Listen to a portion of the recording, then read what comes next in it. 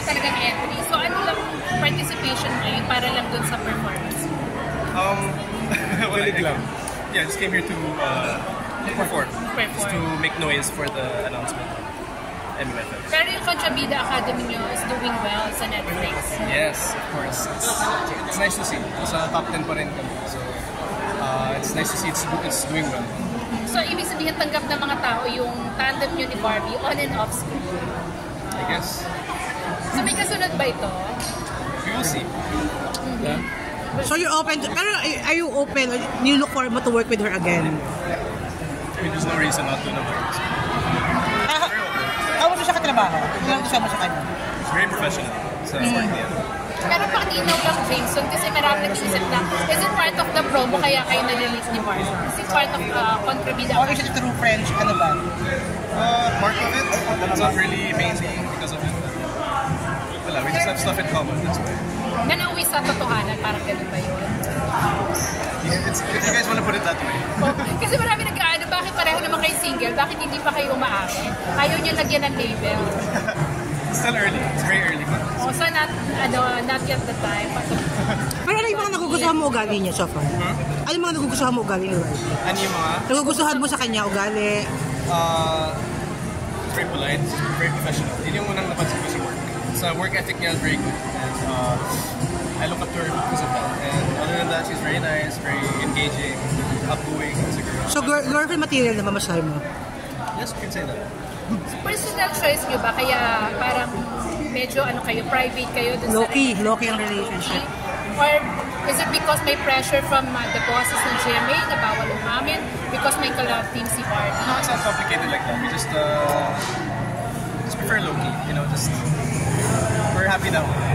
So hindi nyo dinideny yung mga lumalabas sa social media na pictures niyo holding hands? No. What you see is what you get. I mean, if they see it and they kilig sila, I think it's nice. I mean, if they're happy with the pictures, then we're happy too. Pero ikaw ba kilig ka rin? Kilig ka rin naman. Sa tingin niyo ba? So, pero naipakilala ka na ni Barbie sa parents? Yeah, I mean, I've met them sa taping. Sa taping? Pero yung parents mo na-meet na ba niya? Na-meet na niya. Pati Lola. Okay, ano ang impression nila? Ano sabi nila? Very bias sila. They're very chill and they're really nice. So, it was nice to meet them. Hindi ka ba apektado sa mga, let's say, mga ambash minsan ng mga Barda fans o dead ba ka sa mga ganun?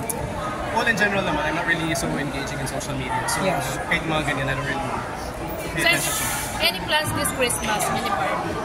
Are you, Will you go out of the country or ano lang? Ako, every Christmas kasi I go to Hong Kong to see my family. So, that's what I'm going to do. It's my yearly routine. So, I will see my family in Hong Kong. I will leave the country. So, kasama mo si Barbie na, ikaw lang. Yeah. So, hindi pa niya namimit talaga yung mom and dad? Yeah, yung dad ko sa Hong Kong. Pero yung mom mo? Yes, yun. Dito niya namimit. Okay.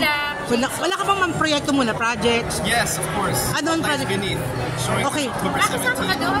Yes. Oh, how does it feel working with ang gagaling ng mga kasama mo dito? Kasi JM, sila... So fun. I love them. I mean, it's a very such a great cast.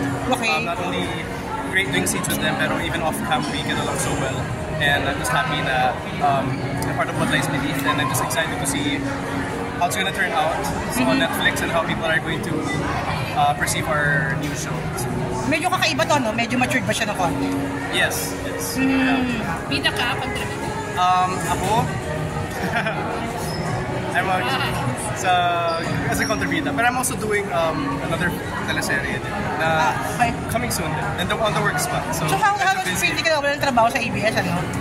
Siyempre, I mean, I could not ask for more. You know, I'm just very happy na I'm busy like this. You know, hindi lang isang project pero may kasunod pa. So I'm just very happy na they still give me the trust to take on these roles for their shows. Star Magic ka pa rin? Yes. So wala namang pagbabawal na nakikita ka sa GMA Center? Or... Binata naman, single naman sila pareho. Salamat sa'yo, thank you.